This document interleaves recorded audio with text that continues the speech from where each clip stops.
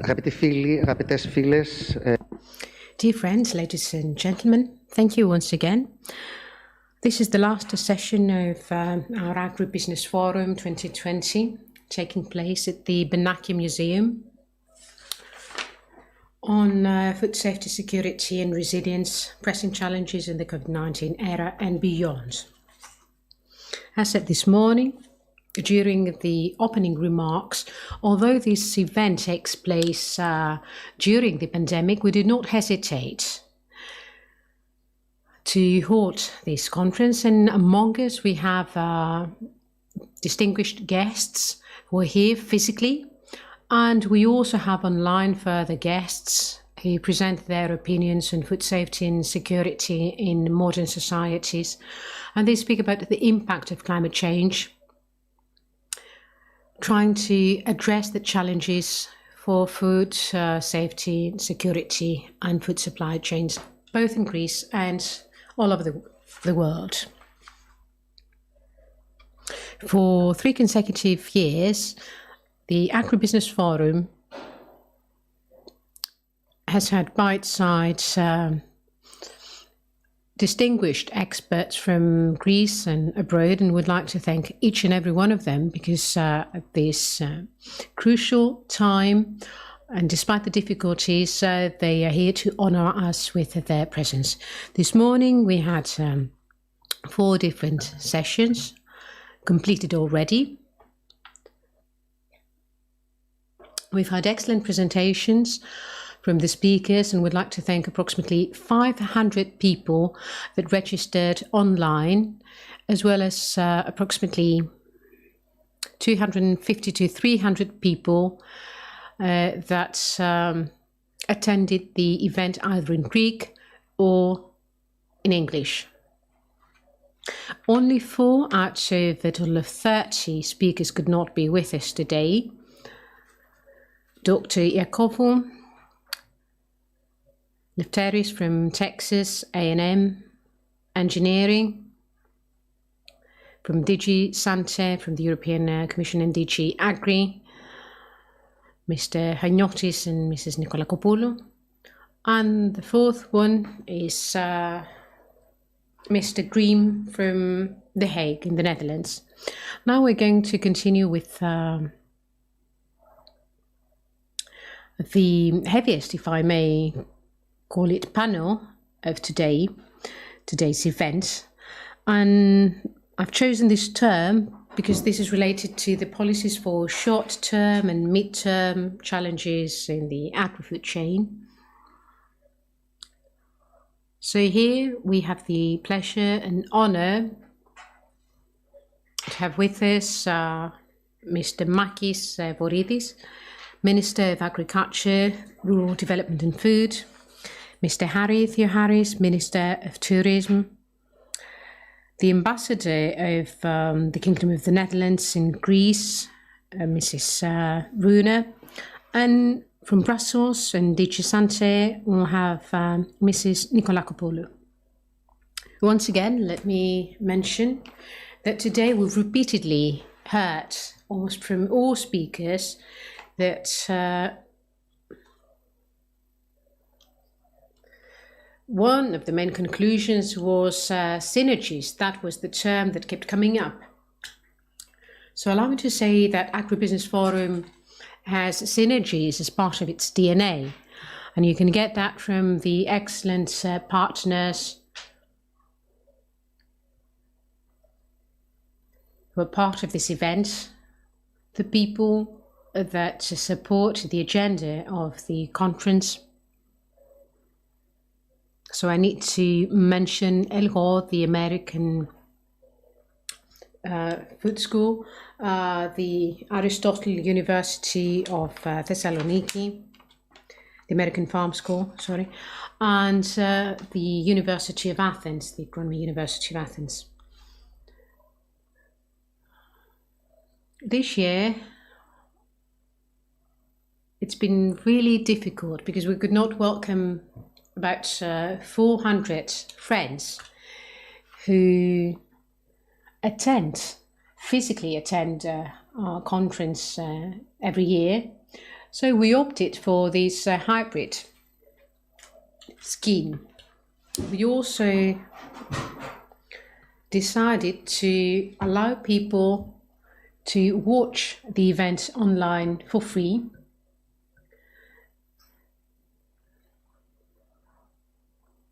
In line with our philosophy that knowledge and sharing knowledge is very important in the agri-food sector. Hopefully in 2021, we'll have the opportunity and the pleasure to welcome our friends in one of the 4 events that we're planning. So, to be more specific on these 4 events, I'm talking about the 4th International Conference of Agricultural Technology, which will most probably take place at the Balakakis Museum. And then the 1st Regional Conference of Agricultural Technology in June in Thessaly, the Agri-Food Traction Tour in August in the Netherlands, something that we have every year along with the LIB Gendatio, with Mr. Wims, who's a speaker. And it's an honor to have him today. And one more conference on agritourism. We have not decided yet where and when this would take place. So that's what I had to say, the preliminary talk, let's say, before this session. And at this point, I would like to call to the floor the Minister of Agriculture, Rural Development and Food, Mr. Voridis, who is going to make his presentation.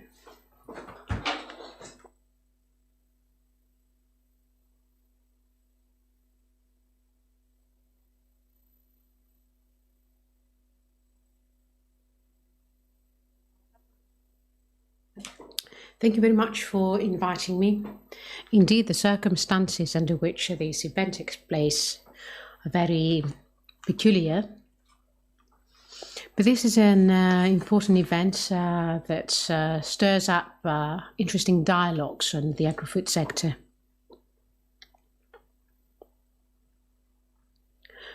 Today I shall speak about food security,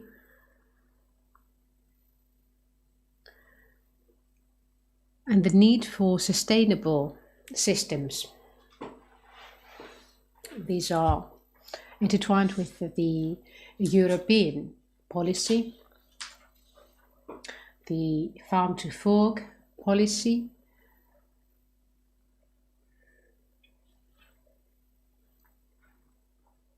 and we want to see how these policies unfold before our eyes, whether we've got any learnings from COVID-19 and what conclusions we can draw for the future.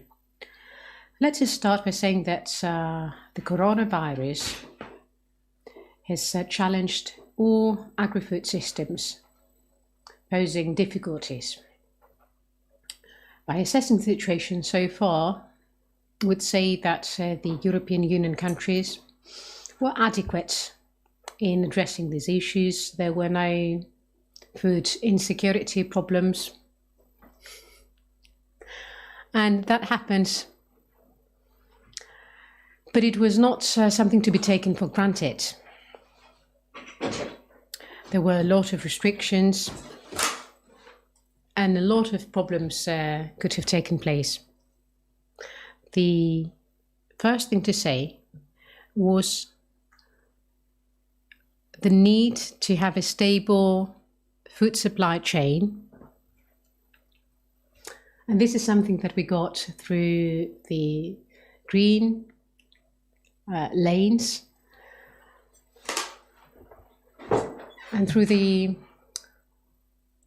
allowing transport in an uninhibited form, we got positive results. Another thing that was a problem we got in one EU country is as we started getting disturbances and changes in consumption because of the change of behavior, we started getting pressures on the trade and on the transport. And there were countries that attempted taking measures, so restrictive measures. So I have a specific country in mind when they tried to put limits and restrictions on their exports. Of course, this did not happen. There was great mobilization on behalf of the European Commission as well. They said that that was illegal because it was against the free movement of goods and services and all that. And this country withdrew its plans. But there was a lot of pressure, I can assure you, because as demand became higher for certain products because of the fear of a shortage, prices went up as well. And the rise in prices for the external market caused and stirred up further competition.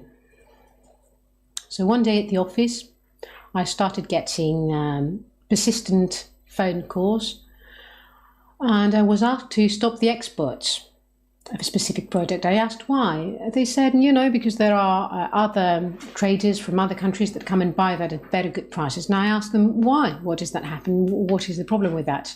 If there's an increase in demand for this specific product, why would I do that? And they said, but this poses great burden on the cost of processing.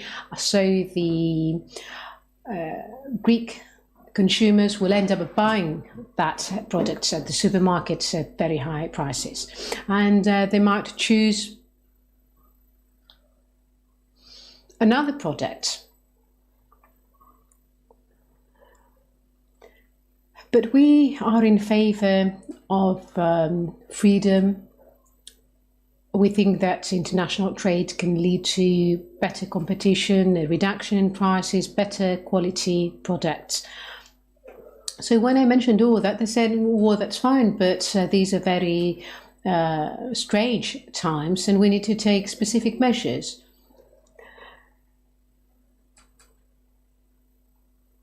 I told them that last year I was getting pressure from other people who said that their prices were low and they were asking me again to take measures. And the answer back then was if we sell at a high price, we will not be competitive. This year, things are different. There's a rise in demand, and at the same time, we cannot pose restrictions, although the producers cannot be the losers here, which means that when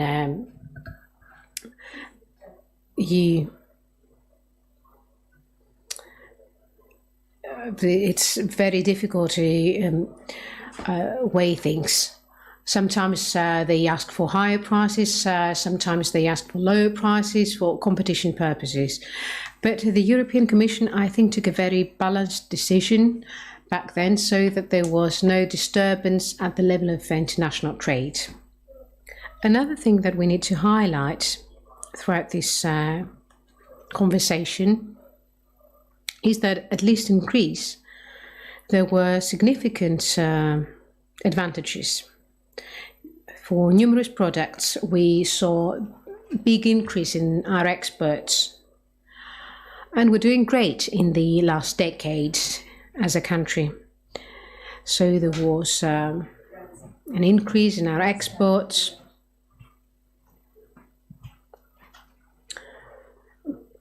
For kiwi, we had an increase of approximately 30% compared to last year. The same sense for lemons, it was the best year.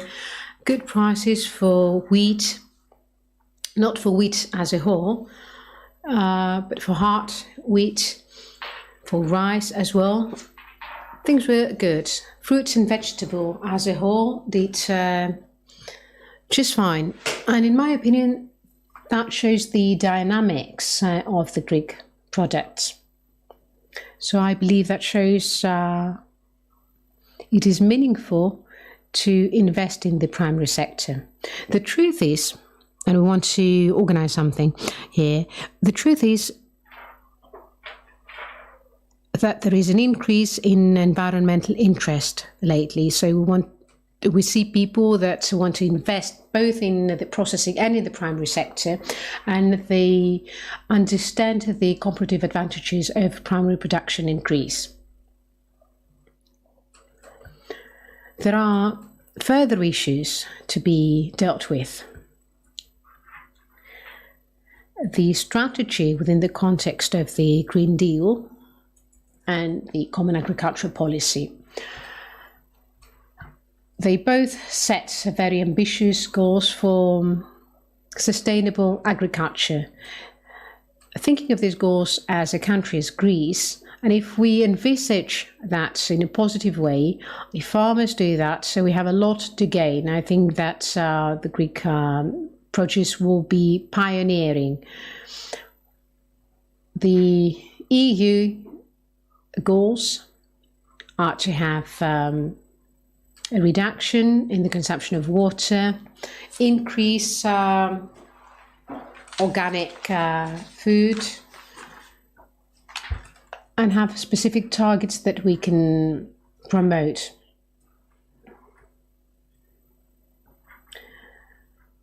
So there's a pressing need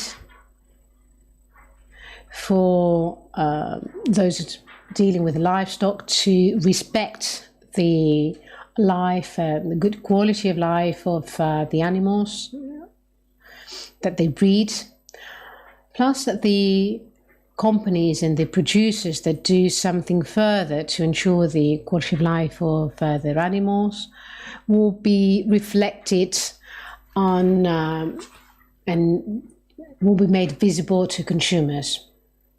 So reducing fertilizers, protecting the environment, protecting the soil, and doing what you can for sustainable development, so that up to 2050 in the European Union will have a zero footprint for the primary sector, agricultural sector. Of course, this will cause further agricultural demands. We will need best practices. And all that, on the one hand, what we say that we have comparative advantages in our production, on the other hand, the need to serve these targets for a sustainable primary production, the two cannot happen just because we say so. They cannot happen because of regulations, but they need to be part of the practices of the everyday life of our farmers and of our breeders. In order for this to happen, we'll need to have investment that will allow the use of new technologies to serve these targets without undermining productivity or the efficiency of the animals. Otherwise, the Greek farming sector will become less competitive, which means that the prices will go up. And this will be a problem both for consumers and for producers, who will see a loss in their income. So we need significant investments in new technologies. This will require investments in new practices, best practices, which are in place. And I think that with the agricultural programs all over Europe, we can get financing for these investments. There's a plan for irrigation in Greece as well. So we want a more rational use of water, consumption of water. We need works of infrastructure, and I think that this is an ambitious plan we have for the future. The ministry has already asked for financing for many of these projects from the Restructural Fund, and we hope that through PPP, private and public sector partnerships, we will be able to double the amount used for the construction and implementation of these works and projects. Another thing which is very important, which is linked and associated with our topic, I was asked to talk about that. How shall I put that? I think there's a need to protect the identity of our products. mainly protect the consumers who need to know what they eat, where it comes from, under what circumstances. This is a demand for knowledge and information. And this is something that consumers ask for more and more. So the agri-food systems need to respond to that need. And the way to do that would be to provide this additional piece of information, this information on the identity and the origin of the products. So for that, we need labeling, the proper labeling. And this is closely associated with the Green Deal and with fraud in the food sector.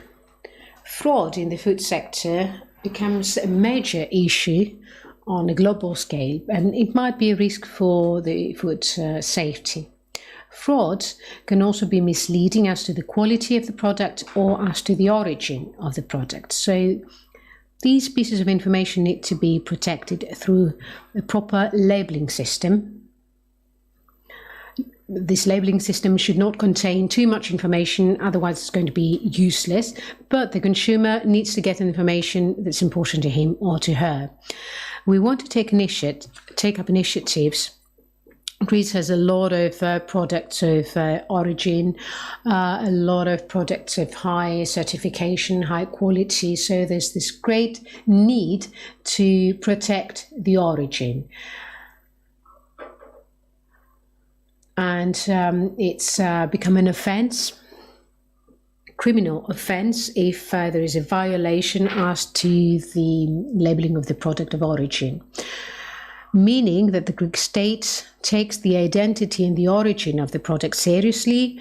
We do not want to tolerate, we shall not tolerate behaviours of the kind. This is a discussion that we keep having every now and then in terms of honey and other products, of olive oil, or imitation, if I may, because there's this claim that a certain product is allegedly coming from a certain area, but this is not true. And it's not as reflected on the label. So apart from the harmonization of legislation, we need to discuss that. We need to discuss what tools are used by each member state and give specific guidance and coordinate the harmonization of all that. But apart from that, I think that we need to have some sense of international collaboration on food fraud, because there are specific characteristics related to that. Through the transport of the items, there should be some sort of authority giving an answer to all these issues of adulteration, of food fraud, of creating conditions of rivalry, unfair competition. And I think that this is something that the European Commission needs to do, moving in that direction. I'm pretty certain that they will do that. Now, I think that one last point I would like to make. I think it's very important, and we see that in the recent discussions in the European Commission, in the CAP Council, we see that these requirements for high nutrition items and high quality items, this should be in line with our international agreements. What do I mean by that? There's no purpose asking our producers to comply with these requirements and these high standards for the textile industry, for the food safety, for labeling at all levels, asking them to comply with these requirements and standards if at the same time the same requirements are not something that we ask from third countries to comply with, because in that case we set up two markets. If we have specific standards for our own producers, because we believe that these are high quality environmental standards, and we are right in asking for these standards to be in place and to be complied with. We believe in the European Union. We think that the European Union is doing a great job there. This is fine. But we need to ask the same from third parties as well. Same thing stands for Greece. We're trying to ask for the best, but let us not forget that we have commercial partners, trading partners from third countries, and the same requirements and standards should apply to them. I'm saying that because all these requirements come hand in hand with a higher cost. So if we do not ask for the same requirements, the same standards in terms of our imports from third countries, then our producers, our farmers, our livestock breeders find themselves at a disadvantage. So I think that I've described very roughly the future. This is a future full of challenges, but I am convinced that both the Greek and the European Union agriculture will do its best and will be a key player in the future. Thank you. Minister, thank you very much for your speech, for your presentation. We will have the opportunity to hear more about you during the dialogue which will follow during the discussion, that is. And I would now like to give the floor to Mr. Theocharis, Minister of Tourism, who will touch upon ways of connecting tourism and agri-food sectors. We will learn to what extent tourism influences the GDP, and many more interesting things.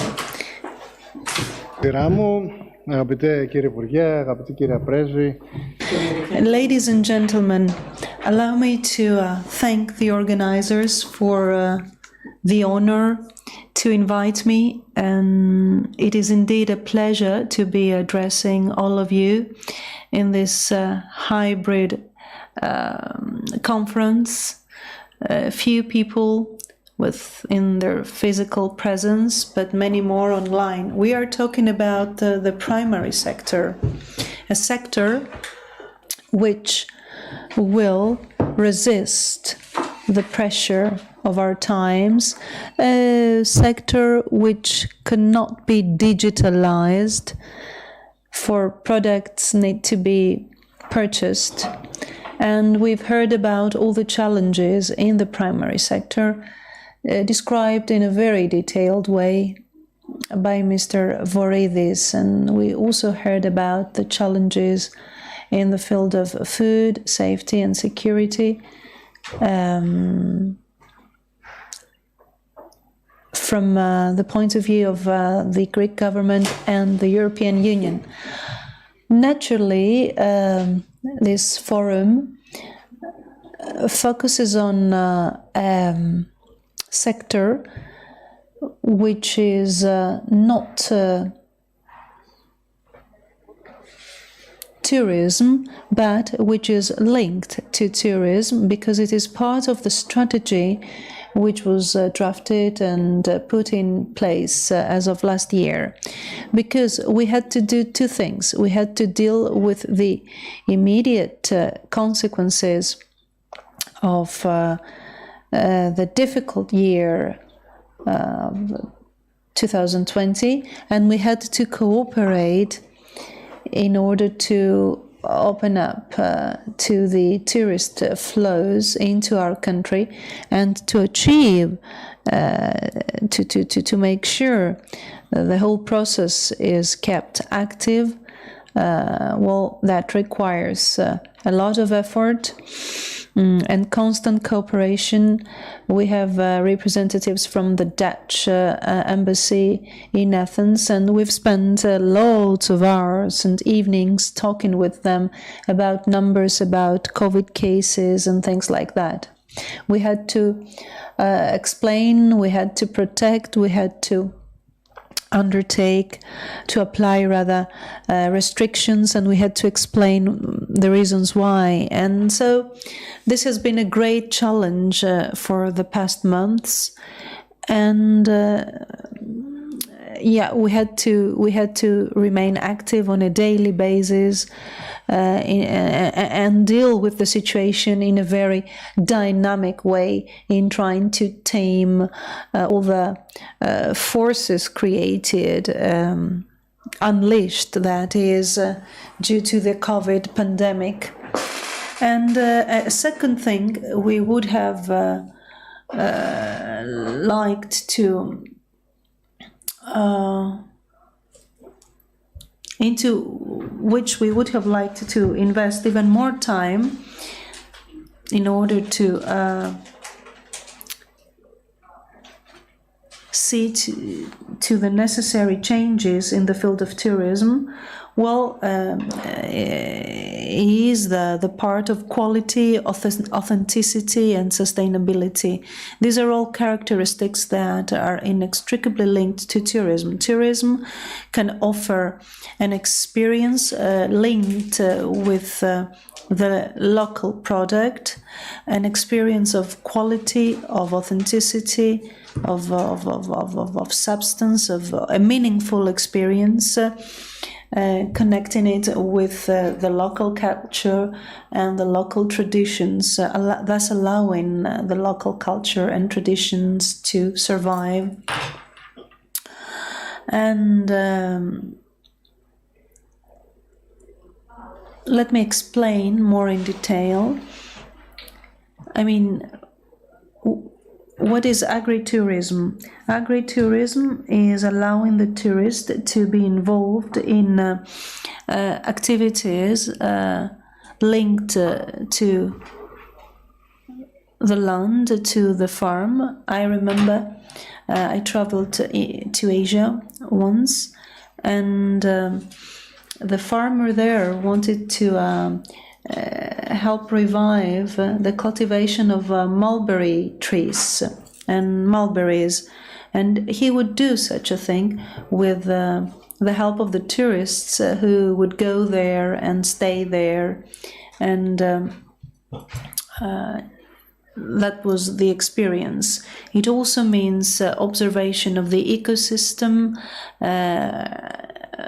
athletic activities, or in general activities, adventures, cultural events, itineraries, traditional lessons, dances, folklore, and so on and so forth, in cooperation and in connection with the primary sector and the products of the primary sector. Such tourism contributes to guarantee a supplementary or complementary, if I may say so, income for the families, as well as to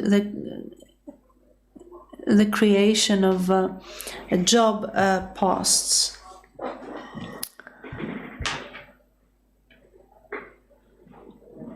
Agritourism in our country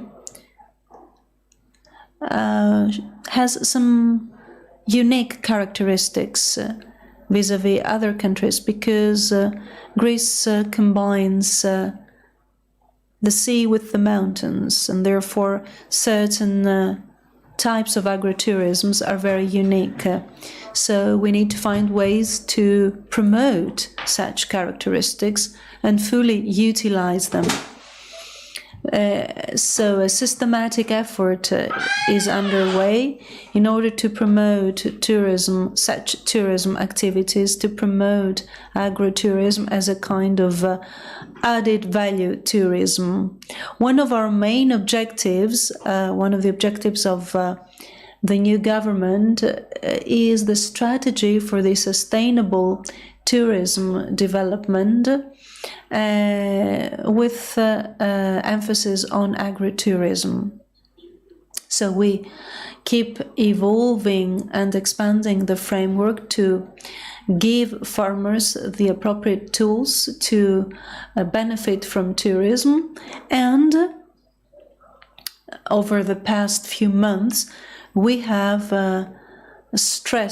we have laid emphasis on Agri-Food, because yet another factor linking tourism with the primary sector is gastronomy. And through the promotion of our gastronomy, we can promote the gastronomic tourism, culinary tourism, and this is yet another objective. So we at the Ministry of Tourism created for the very first time a committee, and I'd like to publicly thank the Minister of Agricultural Development, for he has been very supportive, and this committee will offer a detailed and integrated plan for the development of such types of tourism. There are tourists who come, who visit our country only because they like the food. And then again, all tourists who come to Greece seek an authentic experience also in the field of gastronomy. So it shouldn't be a copy-paste process, or the food offered shouldn't be cheap imported food from abroad, because all such factors are important to determine the final decision of a tourist. So the Committee on Culinary Tourism, on Gastronomy, aims at a national plan of tourist or tourism marketing in order to further enhance and support rather the choice of tourists, to attract more tourists in Greece, to Greece that is. However, a national plan is necessary in cooperation with all bodies involved and with the local government bodies, because this plan and the guides that will be created will be of great help. So through the collaboration of all bodies involved, we aim at helping the primary sector benefit from tourism. The tourists who come to Greece are people who export our products without having to go through certain processes. They are exporters of our products. The Germans themselves, for example, let me give you an example, come to Greece, they buy our products, and they become potential consumers of Greek products in their home country. So this process paves ways, opens ways for the promotion of the primary sector. Mountainous agritourism and mountainous tourism have great potential in cooperation with other economic activities through the various programs of the promotion for the promotion of internal tourism, which is a kind of tourism which had been underestimated over the past years. But unfortunately, with the crisis, there was no other solution. Anyway, the Greek government tried to find ways to deal with internal tourism, and we realized that the money, the funds that we allocated have been allocated to areas with such potential.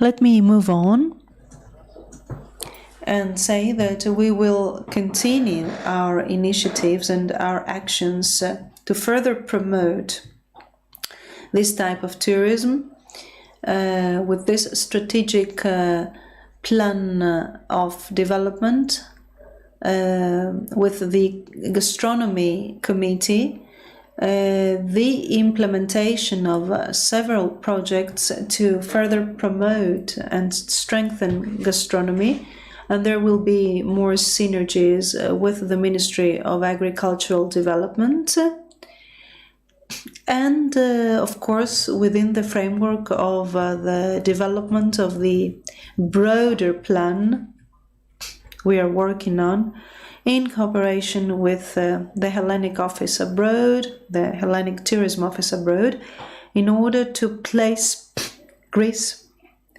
in the global gastronomy map. For Greek gastronomy deserves a place on that map, also for medical reasons. So let me wish you great success in your proceedings, and thank you very much for your attention. Minister, thank you very much.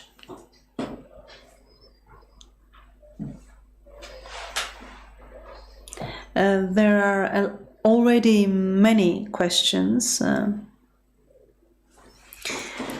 for both ministers. The floor will now go to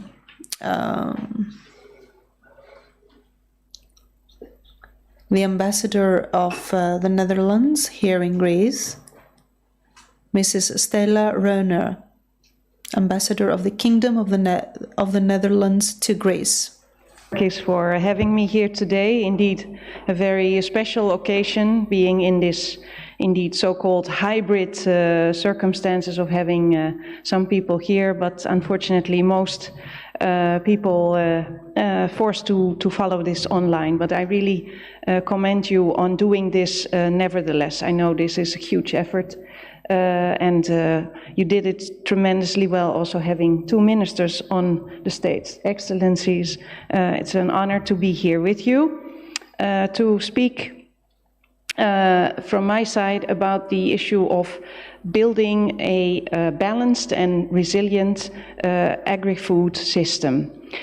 I think nobody in this room nor anywhere else would deny that the European farmers in the last 70 years, with their very efficient production methods, really did a great job, resulting in plenty and very safely produced food throughout the EU. However, as we know today, this good development in food production has also brought with it a number of characteristics that define agriculture nowadays in the EU.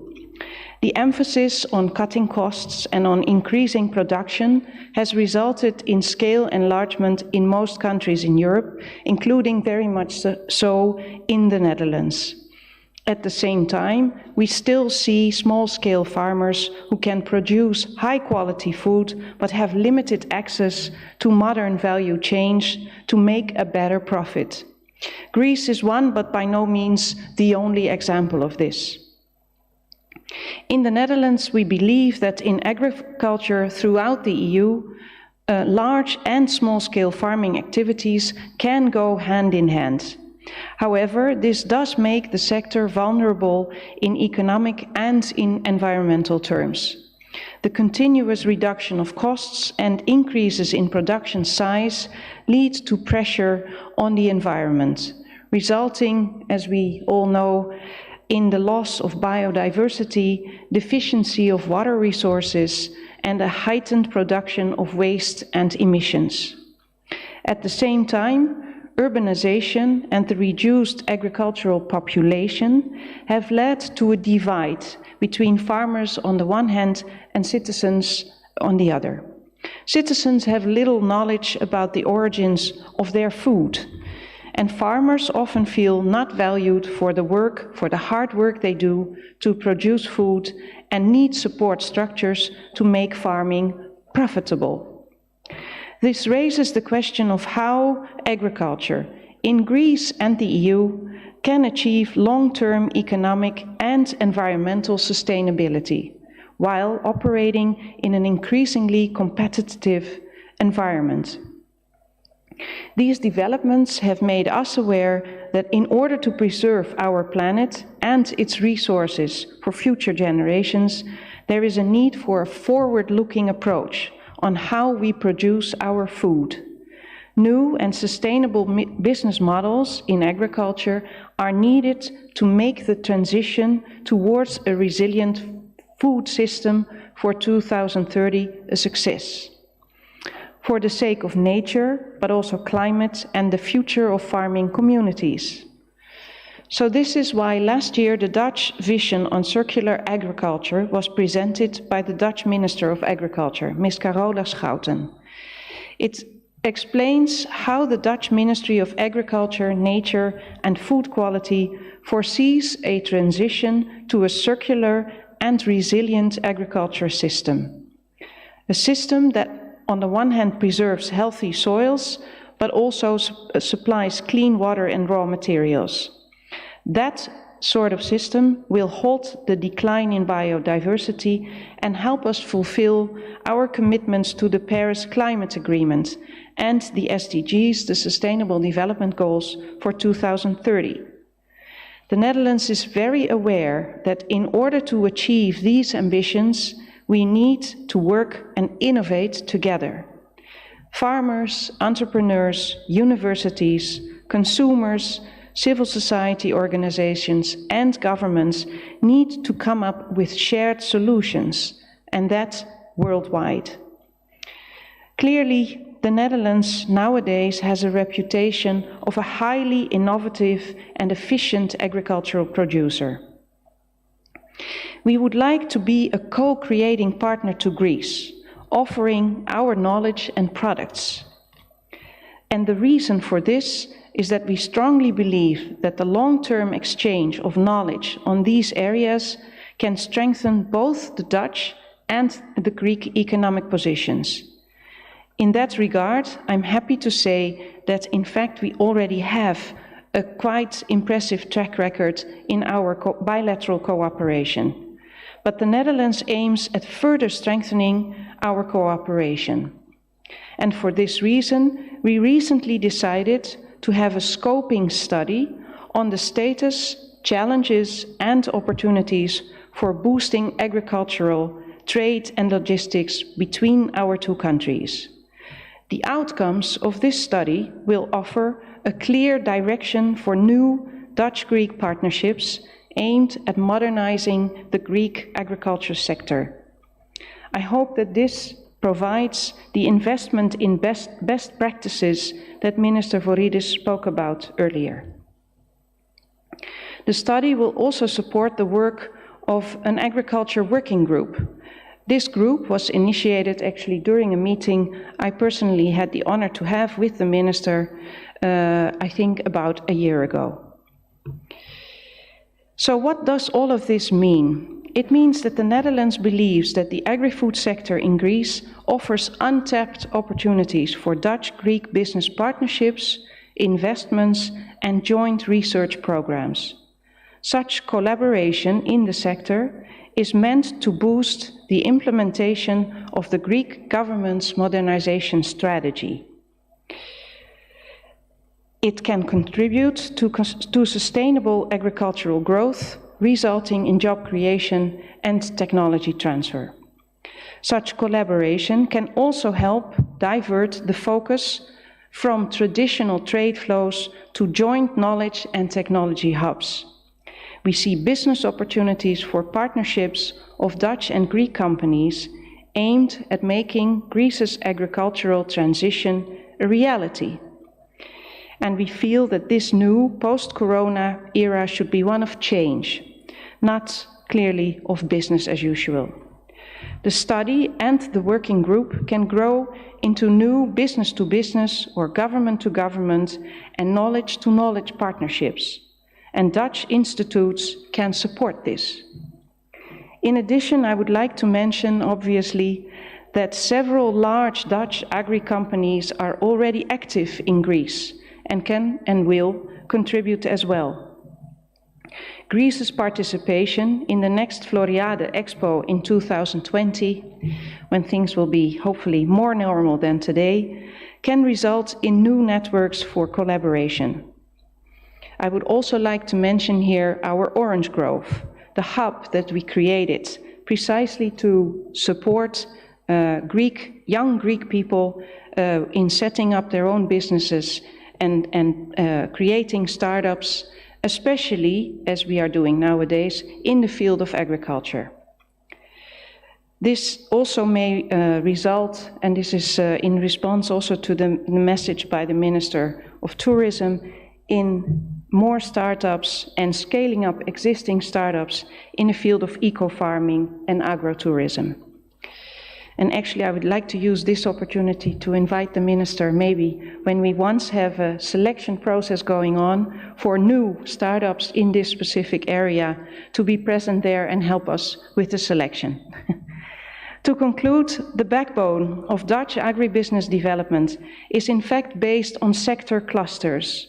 Through the triple helix platforms, cooperation between the government, the private sector and research institutes has resulted in an innovative, productive and sustainable agricultural sector. It is precisely this kind of cooperation that we would like to accelerate, but also like to trade with partners such as Greece. The new common agricultural policy of the EU, furthermore, can be a powerful instrument for accelerating these intended changes. So, I would conclude by saying, let's get to work, let's build partnerships for a balanced and resilient agri-food system. Thank you for your attention.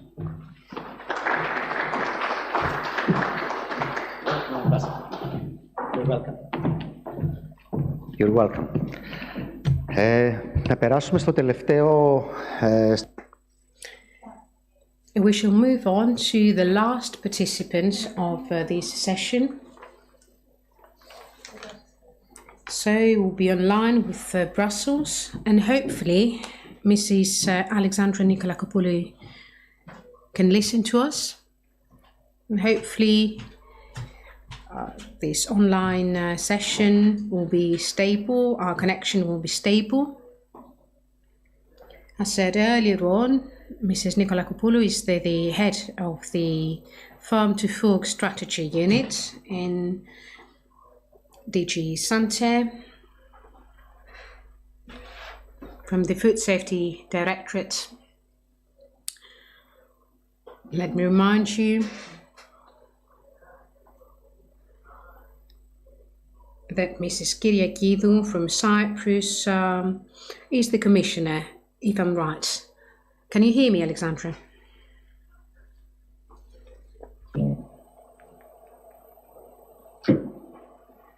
Ευχαριστώ πολύ, κύριε Balakakis. Υπάρχει θέμα. Well, unfortunately, the connection is very bad for now. We can see you clearly, but the sound is, the quality of the sound is very bad. For now, we can't hear you. Good evening, ladies and gentlemen. Thank you very much for the invitation. Let me also wish a good evening to the ambassador of the Netherlands and the ministers. Let me talk to you about the from farm to fork strategy. We have been working on it very dynamically.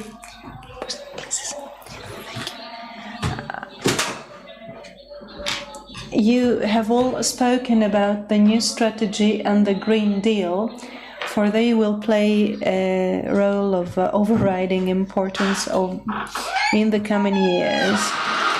Unfortunately, the sound has again been lost, is again problematic. Interpretation is not possible, I'm afraid. We can't hear the lady. We can't hear Mrs. Nikolakopoulou. Alexandra, if you can hear, we can't hear you.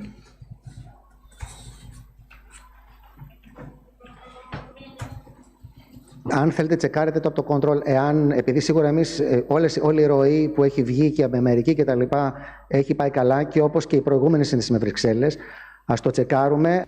Let us check the problem of the sound, because all previous connections were worked smoothly. Let me shift to the questions for now and wait to see what will happen with the connection with Brussels. Let me start with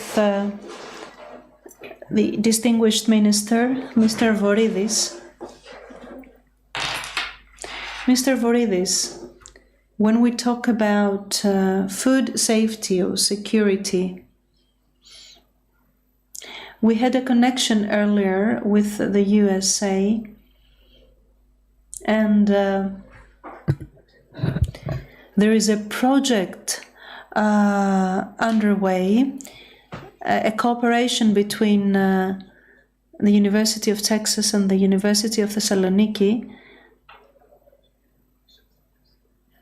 under the Engineering and Research Center, actually, of Texas, working in the field of food safety and security. Rather, the same thing happens, something similar happens in the Netherlands, laying emphasis on 2021 in order to guarantee that all the supply chain, not just at the level of big producers and big distributors, and given that the need for food will grow in the coming years, such efforts are underway to guarantee that there will be a system in place, a technical system in place, able to do the tracing process from the farm to the fork.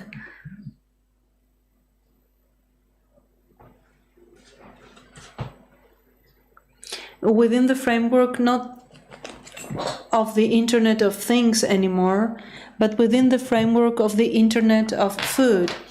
Many different actions have been undertaken by the ministry, and I would like us to kindly focus on the risk in food safety, given that the global population is expected to rise by 50% in the coming 20 years, from 20 to 50 years. So, how are we to guarantee food safety and safety in the food supply chain? I believe, because this is something that we've tried during the COVID months. And why did we try it? Because we had to take specific measures restricting mobilization, movement, that is, restricting many different things, and there have been many different challenges. So the most important thing is to be able to keep the flow open, meaning interaction is increasing, and the demands of the consumers are also increasing. If we think that we have to create everything here in order to guarantee self-sufficiency, well, this is not something that can work, to my mind, because the demands and the requests of the clients, of the users, are much more complex. So we need to be able to understand how the supply chains work. Let me give you an example how we tested sufficiency or safety and security. Movements. Well, there are areas and there are cultivations that can become extinct if there are no people cultivating them, working there. So, if there are issues of free movement, then there will be problems. We had to proceed to a national legislation in order to guarantee certain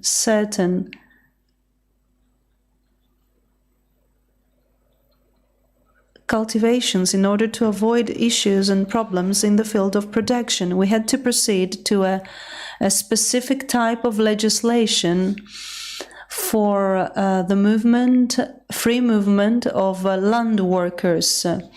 Now, the issue of traceability is also of vital importance, to know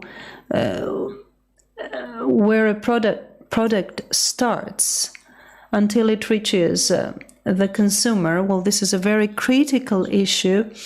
It is a very demanding, if I may say so, issue, and the pressure on behalf of the pressure from consumers will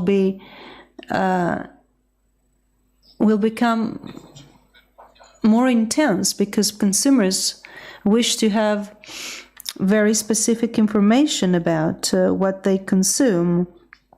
So the direction of the agri-food sector is the following: standardization, monitoring, specific information to the consumers. The consumers want to know what they eat, and all such things need to be connected with technology.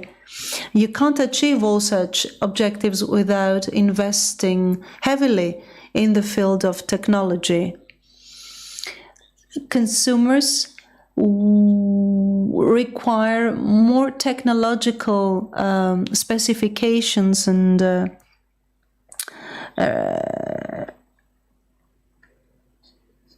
about food production, in food production.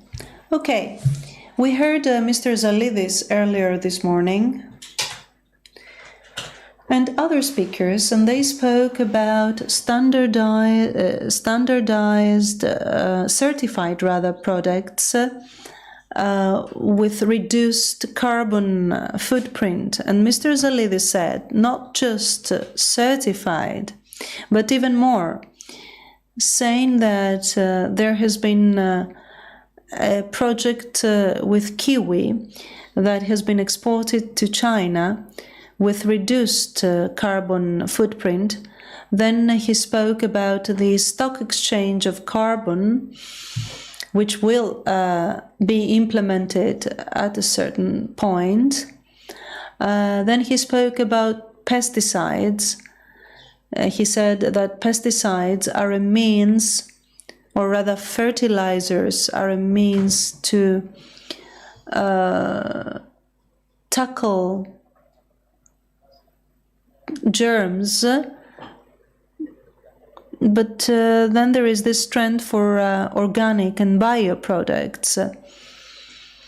Now, with reference to the reduced carbon dioxide, carbon footprint, I'd like to ask a question. I'd like to ask, this is a question addressed to the Ministry of Agricultural Development, to the Ministry of Energy, and to the Ministry of Tourism. We spoke about the just transition to growth and development.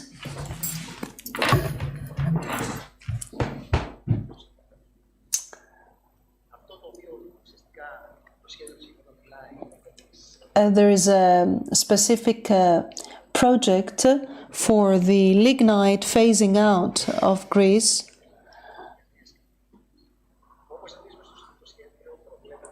Foreseeing lands, new lands for new types of cultivations, and the agro-tourism promotion in such areas.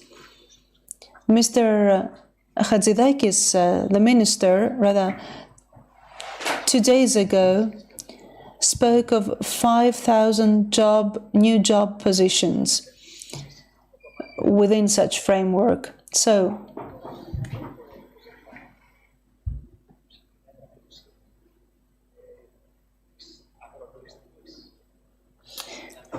there is this dimension, agro-tourist dimension on the one hand, and the agricultural dimension on the other hand, in this plan.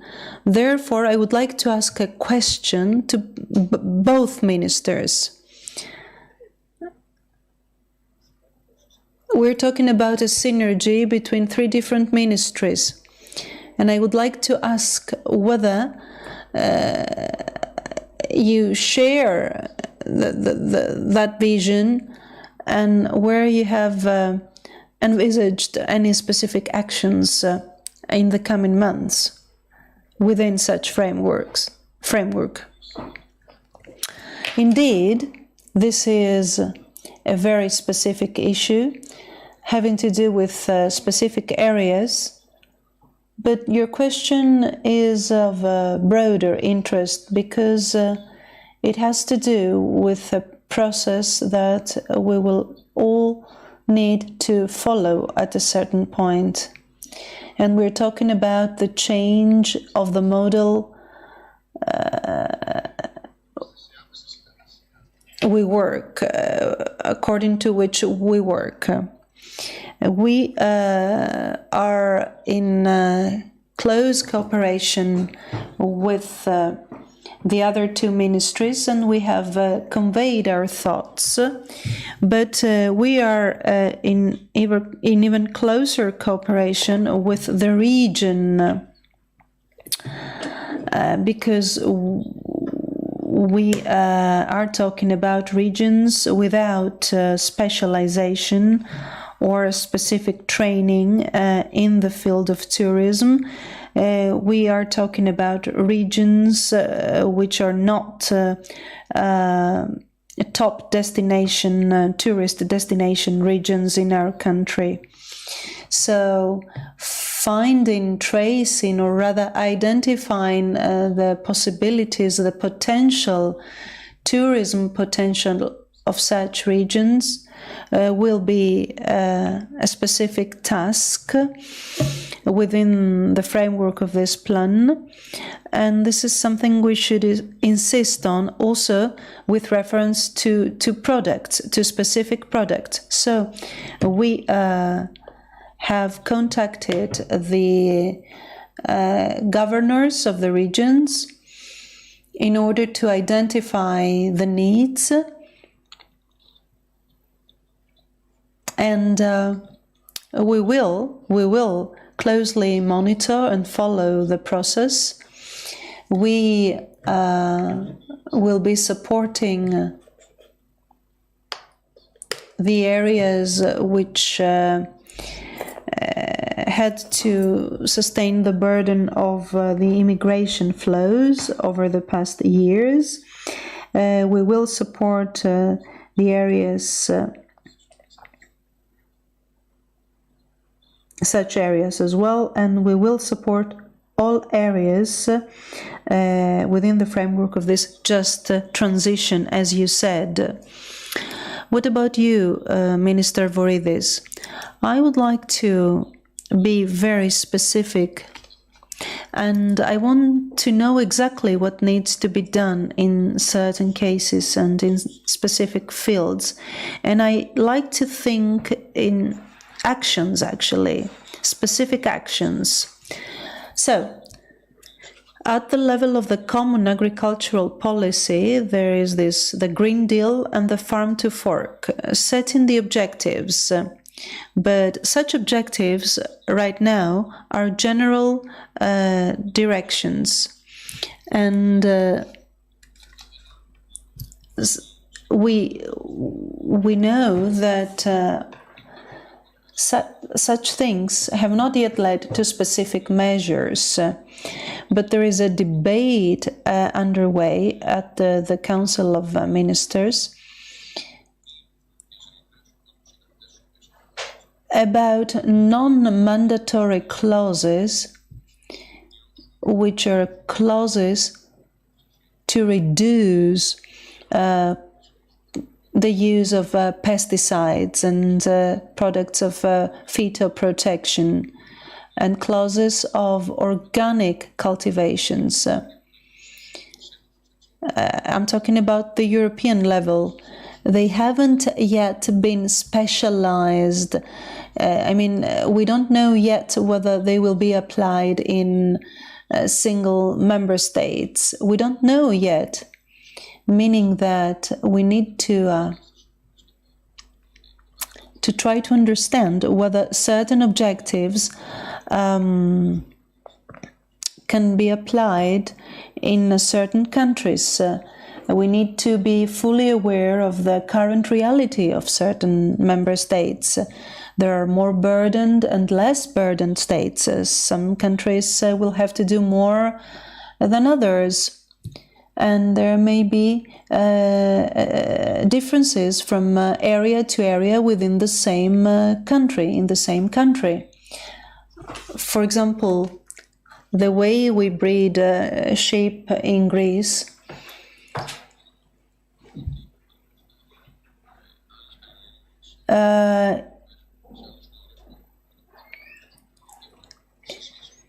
is at a better level vis-a-vis other countries, talking about the well-being of the animals.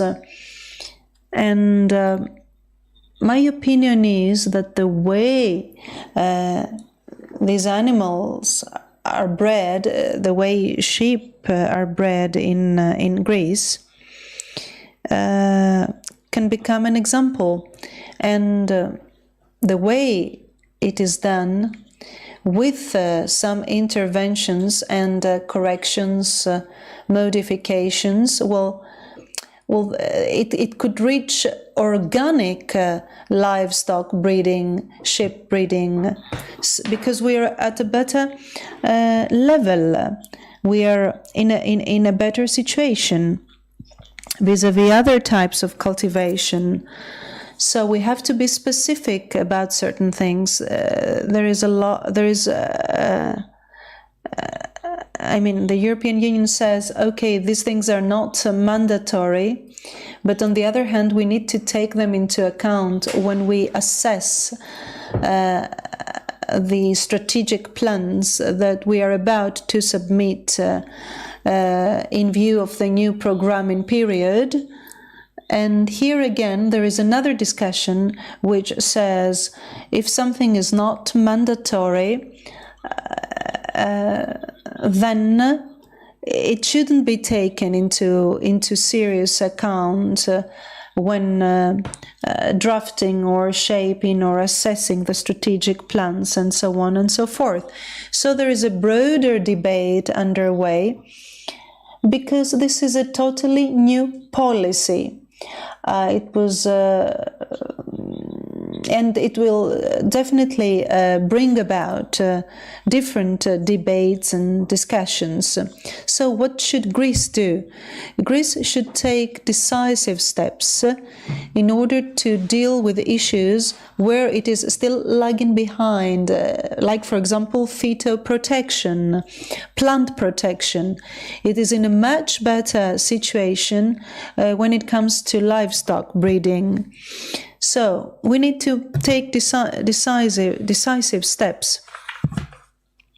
We need to better train, for example, people who spray, workers who spray. For example, they create a very important footprint, for example, and we need to be able to achieve a much more rational use. Now, what is the challenge in all of that? We need to reduce the products of plant protection. Okay, that's the objective. Is it a high environmental target? It is. It is our ambition? Yes, it is. Do we need to do it? Yes, we need to do it. We need to do it for 1,000 reasons. But on the other hand, we have to feed many people. So if we don't do things right, we will either not have food to eat or we will have very expensive food to eat. So we have to achieve this objective. We need to achieve the reduction of products of plant protection without, however, reducing significantly the productivity per hectare. So this is all new to us, and this is where the challenge lies. If you go and tell people something like that, it's going to seem like a mission impossible. What are you going to say to the farmers? Tell them to do something that is simply not feasible, that they can't do. And do we want to connect this thing with the general program of agricultural growth and development and make it mandatory? No, we need to use novel technological tools that will help us achieve this target. For example, digitalized agriculture or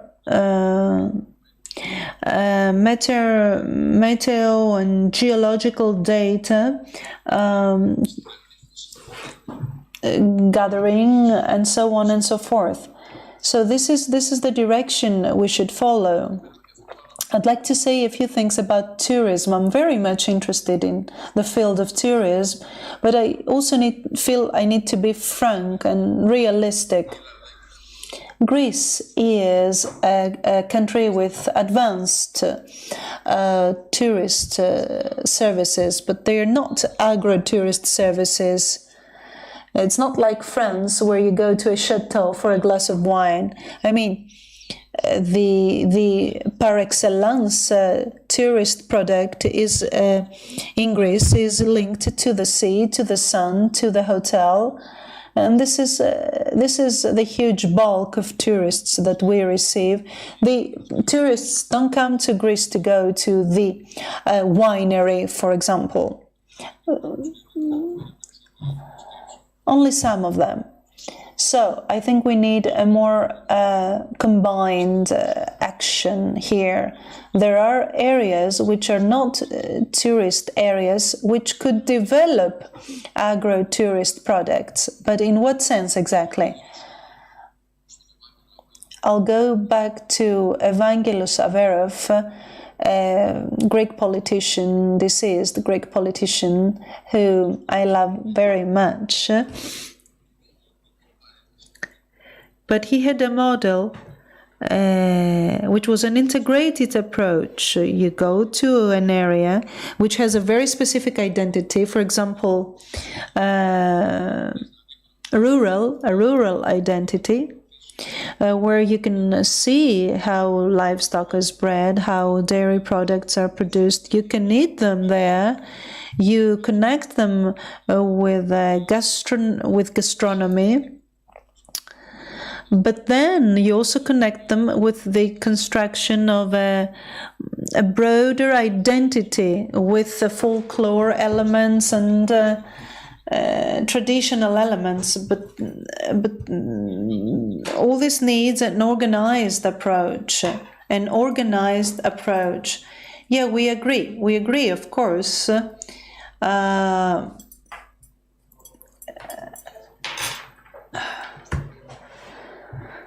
Let me ask a question. Earlier today, also that we know that the Netherlands is the leading European exporting country in agri-food products, as well as the second biggest in the world. Meanwhile, although it is a leader worldwide, now circular agriculture is the new milestone. I mean, the new project working currently the Ministry of Agriculture, and this is something that the ministry in the Netherlands wants to achieve, that by 2030 the Netherlands to be the leading country in the European Union with regards to the circular agriculture. The country considers circular agriculture even more important than versus COVID-19 pandemic. In order how Dutch mindset is working, it is not, I mean, the problem we have right now, but I mean, you are looking towards, I mean, 2030. Do you have any idea of what this circular agriculture, I mean, as context of the ministry gonna be?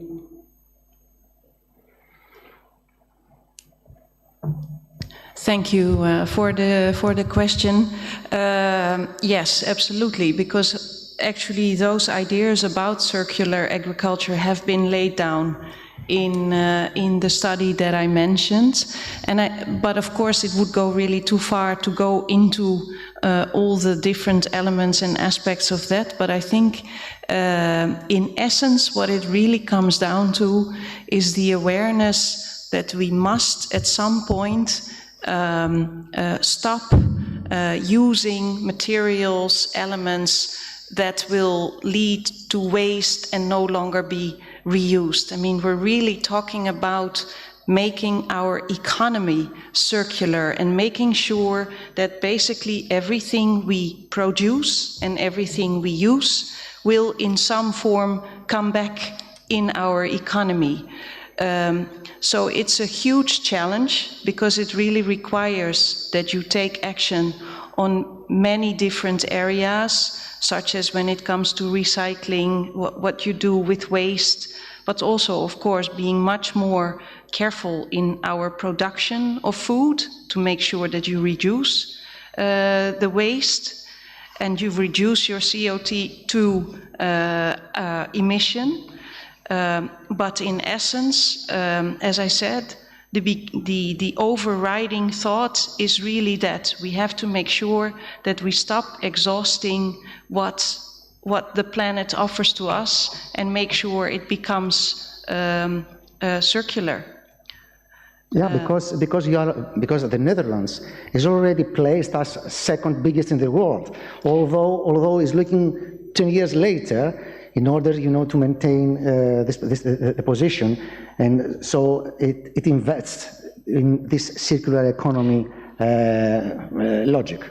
And investing in that circular economy or circular agriculture logic means very much what I spoke about, the awareness that we must exchange knowledge and expertise to get better jointly, because we are also we've also come to the awareness that we really cannot do this alone, and that the way we have progressed over the past years, of course, has brought us a lot, much more efficiency, much more innovative techniques, but that by itself is not good enough, because it finishes somewhere.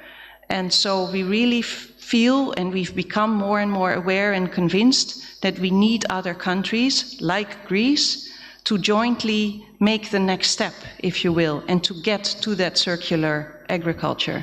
Because as the minister also explained, you have techniques or methods to grow or to produce sheep that we actually may learn something from, that may be maybe less efficient or less cost efficient, but better when you look at it from the circular point of view.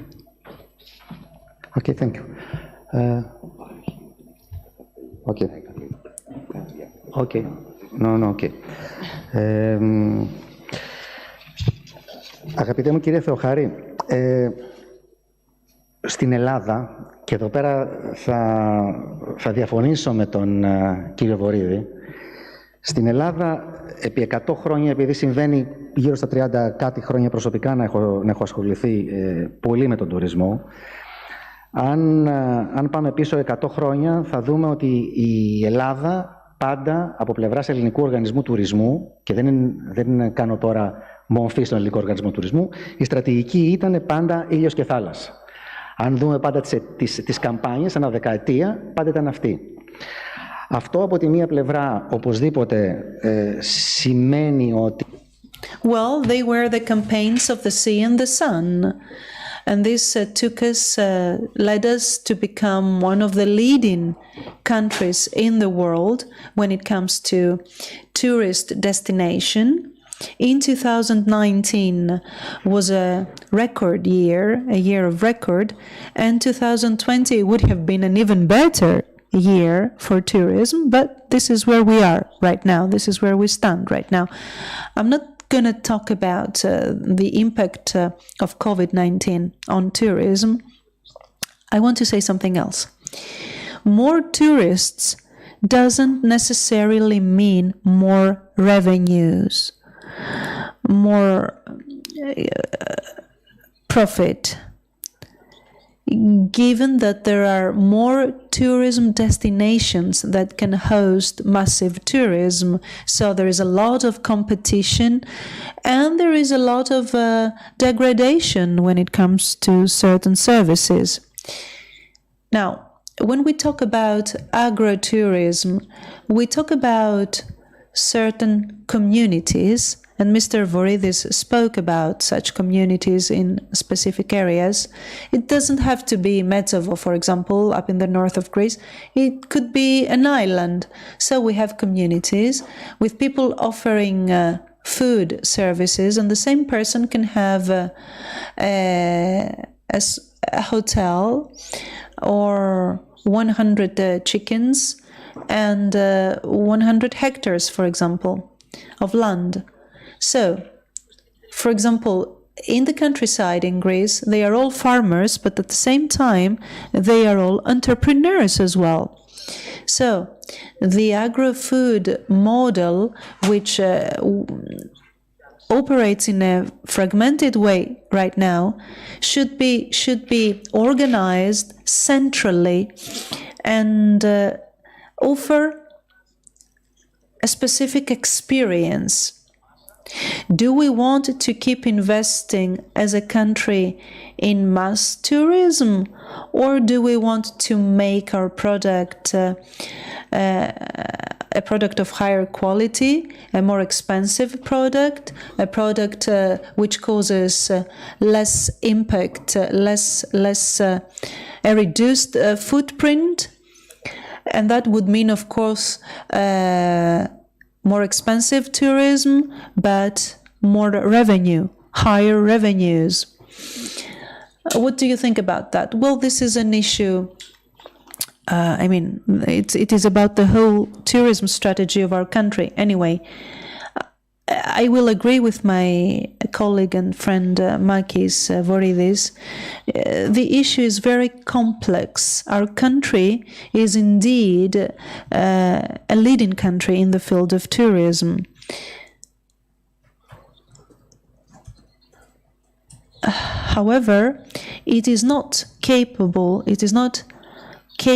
of changing the general trends in tourism alone. Greece cannot do that alone. What do I mean to say? Mass tourism is there. It exists.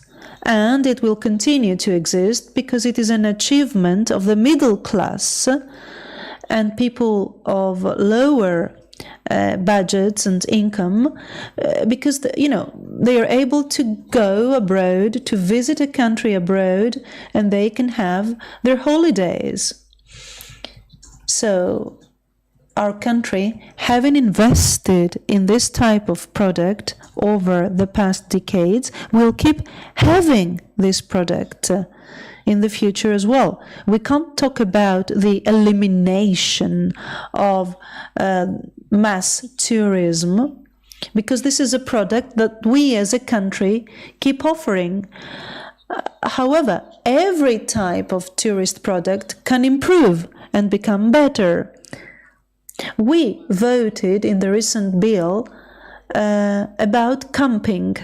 Camping is not necessarily the most luxurious type of tourism, but it includes more luxurious glamping, sorry, not camping, but glamping, more luxurious approaches. We voted many different regulations in order to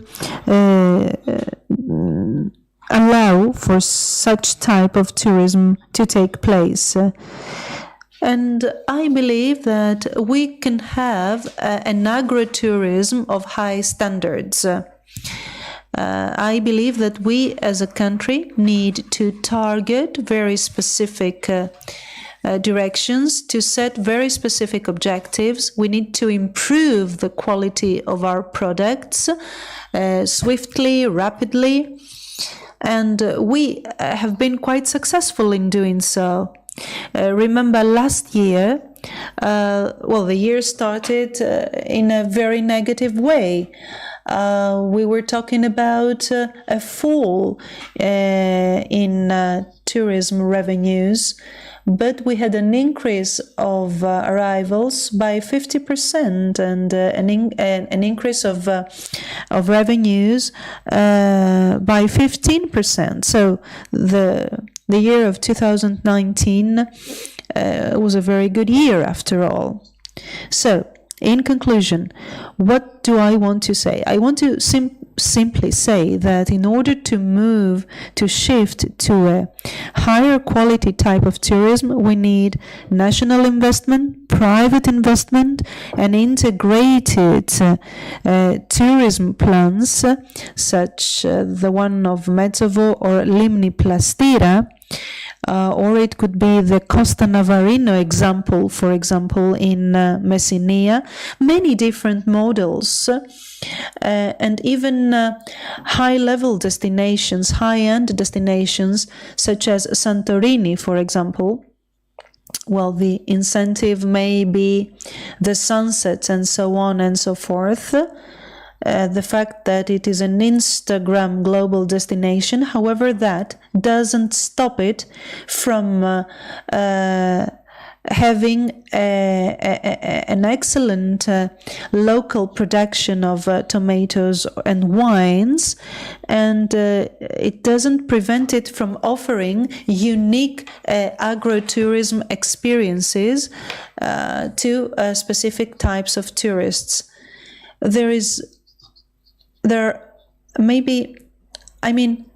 you can't have tourism destinations. There are no tourism destinations with only 5 or 6-star hotels. Maybe only in Dubai there are only a few exceptions. But our country has a rich, is a very unique country because it can address and it can attract many different types of tourism.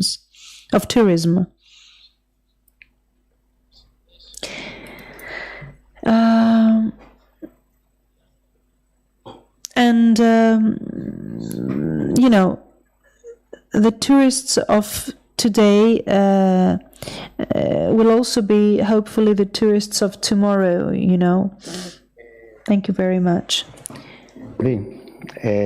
Και θα ήθελα να ρωτήσω το εξής, με βάση τα στοιχεία...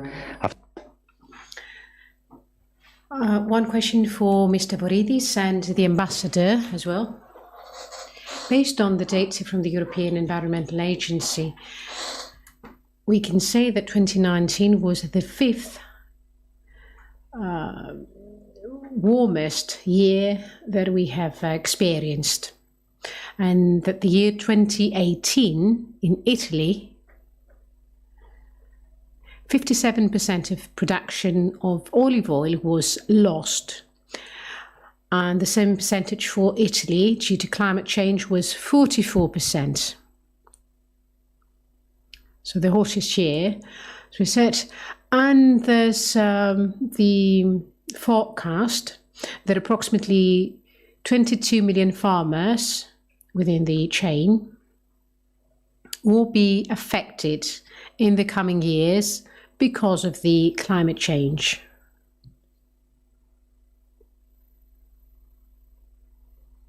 In our country, in Greece, because we are part of the south of Europe, we will experience that probably sooner in the Netherlands already. At least this year, the temperature is such that compared to the past, the production is a lot different for product of the greenhouse, etc. Are you scared of anything in the near future? Are you scared of the climate change? Are you scared of our areas here in Greece, the areas in the south part of Greece, the Peloponnese and Crete, how they will be affected? The production of olive oil in Greece suffered big losses. In Crete, there were significant losses because of these phenomena. And it was a combination, in fact, of the weather conditions and other aspects. So, in fact, an increase in temperature combined with a rapid increase in of the flies attacking the olive trees, the olive groves. So it was a combination of that leading to a significant loss in olive oil production last year. But the olive oil sector suffered a lot in the last couple of years. Recently, I think it's doing better. There was a reduction in production. There was a reduction in quality as well. And as I said, it was this combination of the olive fly and the climate change that affected the prices as well.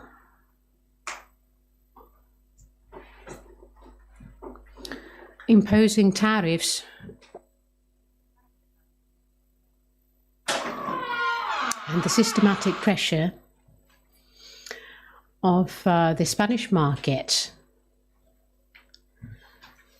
made the Spanish sell olive oil in the European market at very low prices, so there was a significant reduction in the prices.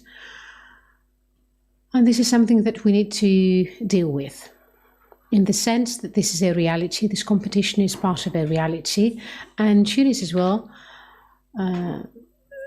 again, they exported olive oil in Europe the last couple of years at low prices. How can we respond to this challenge? Keeping climate change and extreme weather conditions, or rather, before going into that, I can say that what we did was we made the most of the flexibility we have through the EU on the redistribution, on the reallocation of sums through the agricultural policy. So 126 million that is going to go to the olive oil producers in order for them to face the impact that they had to go through. And these 126 million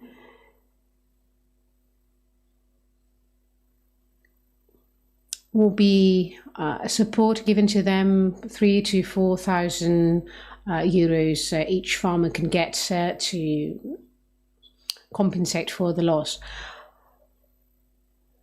Again, we need to take a look at the pesticides as well for the olive flies, and I would say again that the general picture, the overview, goes back to what we were saying earlier on.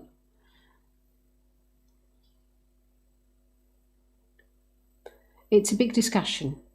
Why do we sell the olive oil to other countries? I was discussing that with the producer. I asked him, why don't you sell to an Italian producer? Because we sell the olive oil to the Italians and then the Italians do the processing and they get the added value. His answer was something that I could not retort, actually. He said, I sell to them because they give me more money. And then I asked him, why do the Italians give you more money? Why can you not be more competitive in Greece? And they said, you know, the Italians have access to big supermarket chains and they can get better prices afterwards, commercially speaking, thanks to the big chains of supermarkets. So I told him, okay, so why can't we go to the supermarkets? Why don't we have access to that? Why don't we do that instead of the Italians doing it? We will do it. And he answered, the supermarkets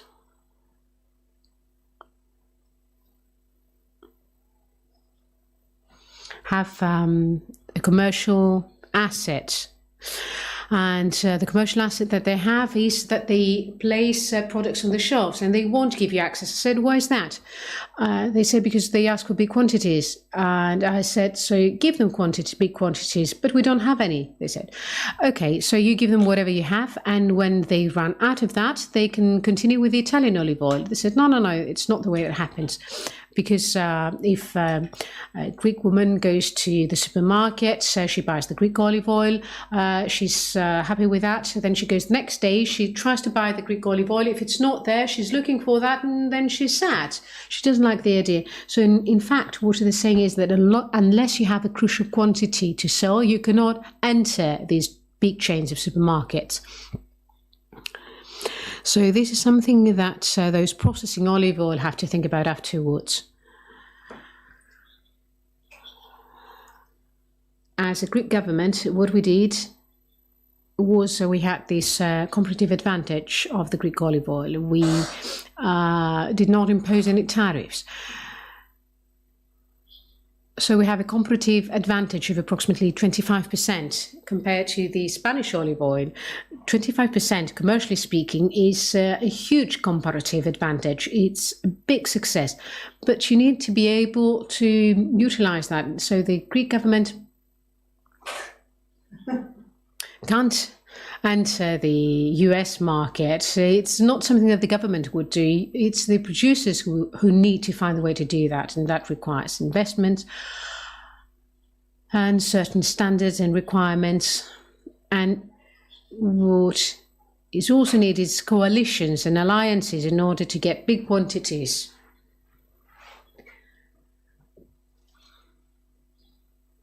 And this is something you cannot force on people. The market needs to understand what they have to do to take things a step further.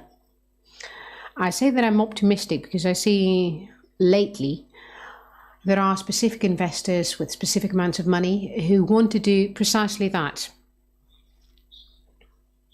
Have alliances, set up synergies, especially in the processing sector, to get quantities to get such quantities that will give them access. Coming back to the climate change and the quantities and the quality and all that, let me say one more thing.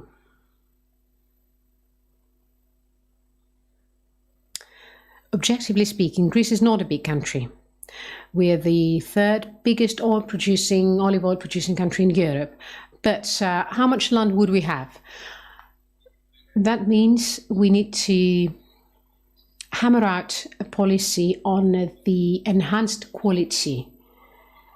Because if we cannot make a lot of money, because we do not have big quantities, then we need to gain money out of a product addressed to, coming back to what you said about tourism, coming back to what you said about tourism, and this is a one-way street for the Greek products. You need the added value. Added value means increased processing, enhanced processing, and better quality. Unless that happens, given the small quantities we have, we cannot get very big numbers because we lack the quantity. So we need to go to a market that is willing to pay more for enhanced quality and then get the value out of that. That requires a lot of work, a lot of effort, and a qualitative level. It's more work for the producer. It's more work because they need to take all necessary measures. A lot of work for the processing afterwards, and that requires synergies. If I may, I have an example. I went to Crete. So in Crete, in Sitia, they have exquisite olive oil. It's, received many awards. It's fantastic as an olive oil. But Sitia is just a small place. So how much could they produce? They said, okay, so we're going to have the labeling. We're going to have product of origin. It's going to be protected. Fantastic. But if that is the case, and you're an expert on the products of origin, that means it's a specific quantity. You sell this quantity and then you run out. What do you do afterwards? But if we open this thing up, if we enlarge and expand that, so instead of just saying it comes from the city and the area of Sitia in Crete, and we say it's from all over Crete, can I get more favorable terms to promote my optimum quality product? This is a discussion that producers currently hold, and they do understand we need to leave behind the rationale of an optimum quality product, which is excellent, for the product per se. But if we want to speak about trade and experts and getting access to markets, we need bigger quantities.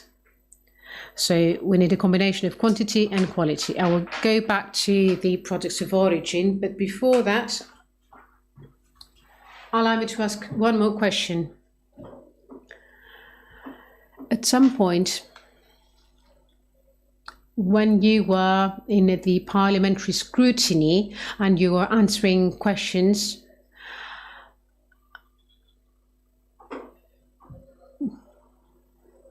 you watch the scrutiny at the parliament, yes, and they say you have 10 minutes, and if you take up more than 10 minutes, then there's a bell, reminding you of the time.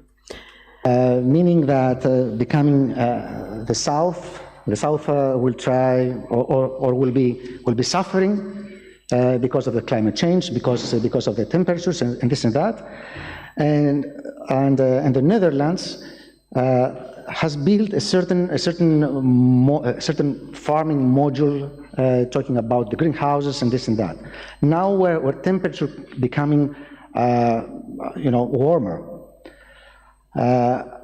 is there any fear with regards, to the future farming of the country? Thank you. Well, even though our two countries are clearly different in circumstances and natural riches, the challenges are very much the same. And clearly, the Netherlands, like Greece, is one of the countries that will suffer tremendously from an increase from the heating of the earth, and therefore an increase of the sea level. That is one of the very serious dangers that is threatening the Netherlands. And one may think that if you look at it, a millimeter or two a year doesn't seem like a lot when you look at the sea level, but over the course of the years, being from a country which is anyway, for a large part, already below sea level, this is unsustainable. I think that's a crucial word in this discussion. It's simply unsustainable.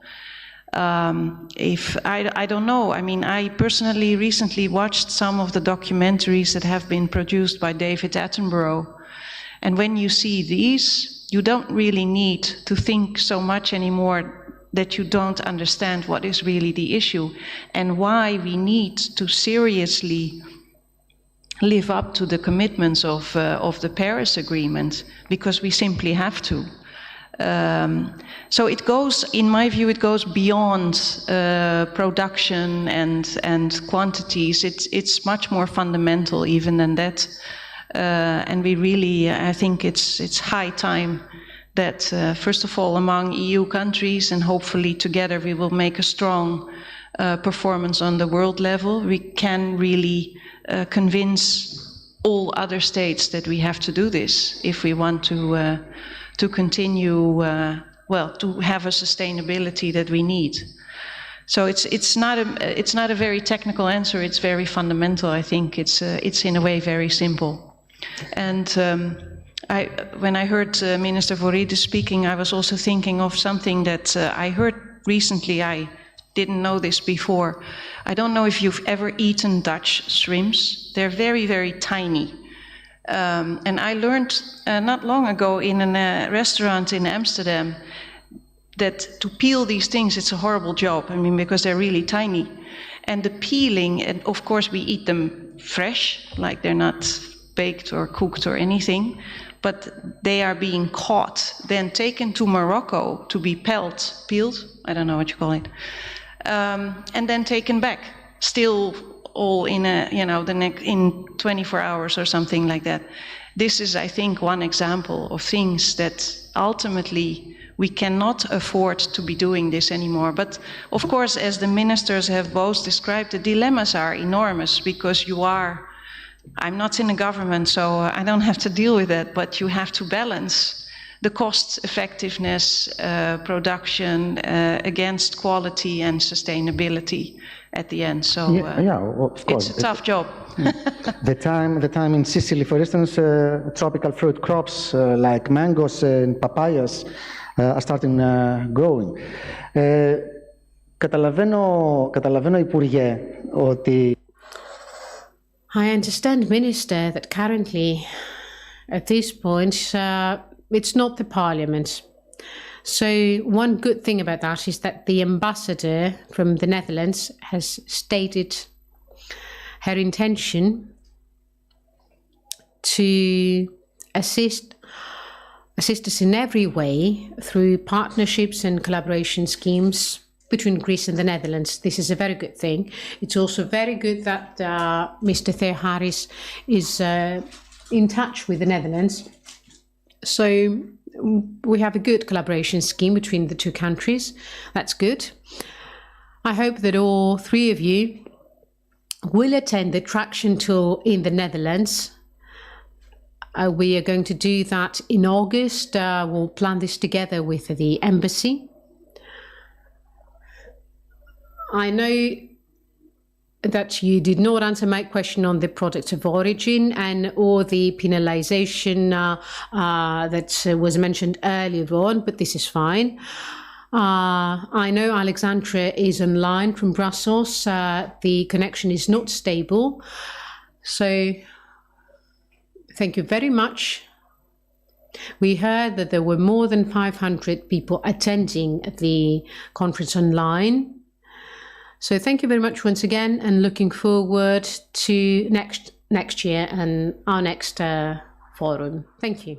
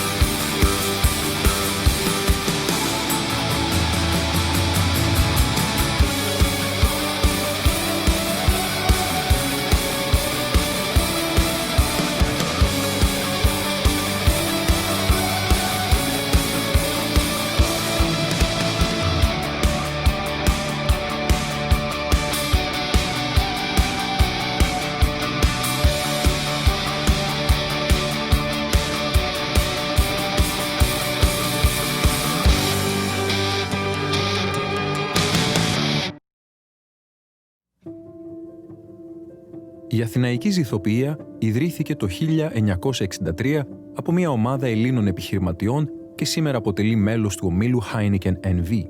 Πολύς εμπορικός και βιομηχανικός κόσμος παρευρίσκεται στη θεμελίωση των νέων εργοστασίων της Αθηναϊκής Ζυθοποιίας, που θα αρχίσει τη λειτουργία του τον Ιούνιο του 1964.